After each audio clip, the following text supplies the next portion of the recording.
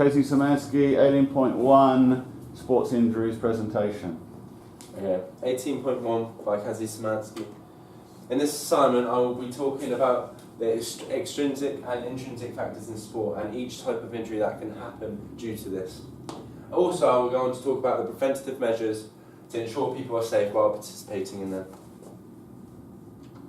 So the extrinsic risk factors that I will be talking about will be the coaching, incorrect technique, environmental factors, clothing and footwear, and safety factors. So preventative measures. A role of a coach, e.g. they teach the rules and techniques of a particular sport and to ensure the safety of the players being taught. Environment and equipment. They ensure the players are wearing the correct equipment and also make sure the conditions are suitable for the play. Coaching. Poor coaching in sport will cause the risk of people involved in the sessions due to their knowledge not being good. It is vital for coaches to have an up-to-date knowledge for their sport to keep people as safe as possible. The technique of the skill is usually dictated by a coach, trainer or instructor. If it isn't taught well, a person will get injured or won't be able to know what to do. Therefore, an injury will occur. Also, rules are designed by national governing bodies to keep everyone safe. Injuries that can happen if a coach hasn't taught the players well could be misbehaviour in a session leading to somebody getting injured. Therefore, an injury or a person not using the correct technique while messing around in their session. Also, injuries can happen if a coach hasn't taught the players well and the players or does something that he shouldn't do and injures someone. Making sure you're adhering to the rules to ensure your players are safe and that the sessions run smoothly. Incorrect technique.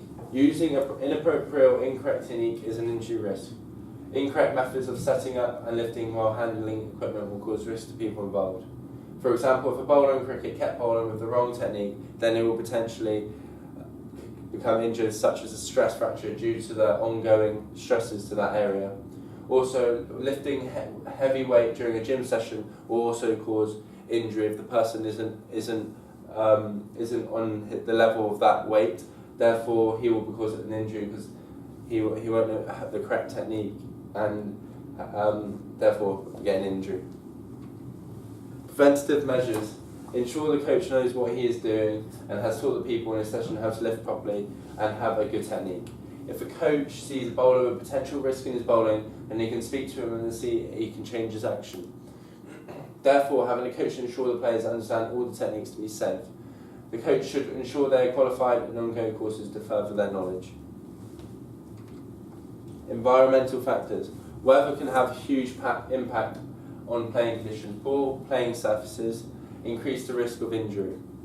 For example, slips and falls can happen if the pitch is wet or icy. Cold conditions which make playing conditions harder and potentially dangerous. This would be a risk on players with injury due to slipping and twisting their ankles. Bruising can also happen due to falling on the hard pitches. Also, hot conditions also make players become dehydrated, or also if the pitch is hard, therefore muscle strains can happen because of the hard pitches that you're playing on. Preventative measures for this would be to get players to bring fluids to their session, and if it was cold, then to wear clothing that was warm enough for them to participate in. You would also adapt the session for the player. If it was too hot, then you can move it to the shade, such as catching a cricket ball, where you wouldn't want to be fielding in such heat while fielding. Also, by doing this, you could do a risk assessment to ensure all the players are safe and to check if there are any potential risks while playing on that surface. Clothing and footwear. Clothing and footwear has an effect, as by not wearing the correct footwear on a pitch will cause you to slip or injure your ankle with studs. So, for example, if you're playing on a hard pitch and you're wearing metal studs, then it's going to cause you a risk, such as twisting your ankle could be a potential injury. This will create a safer environment for the players and reduce the risk of injury. Damaged PPE won't help you either, especially for an example, if a cricket helmet, if you got hit in the cricket helmet by a fast ball, then you'll be asked to change your helmet over. The preventative measures would be for the coach to ensure that all footwear and items of clothing abide by the rules by checking the appropriate usage for these items.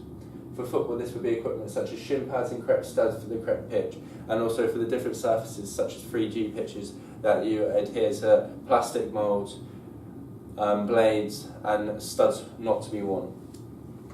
Safety hazards. Important to be aware of hazards and risks associated with the activities being undertaken. Various health and safety considerations must be applied to all activities before and during participation.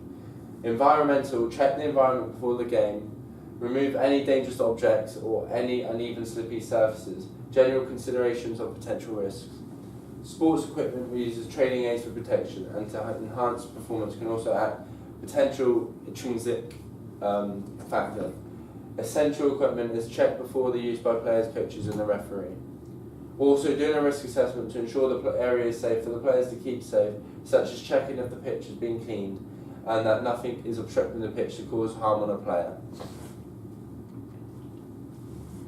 Okay, so lots of examples of injuries and some preventative measures.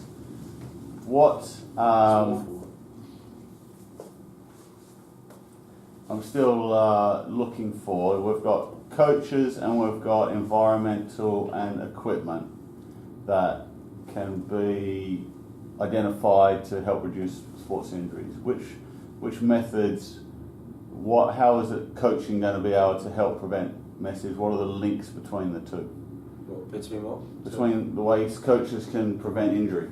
So coaches can prevent injury by speaking to the players beforehand, or like taking them into before they are coaching, they demonstrate the correct technique. And where would they get that knowledge from? The coaches will get that knowledge from going on coaching courses to gain further qualifications to further their knowledge of the sport. Okay, all right, good, thank you.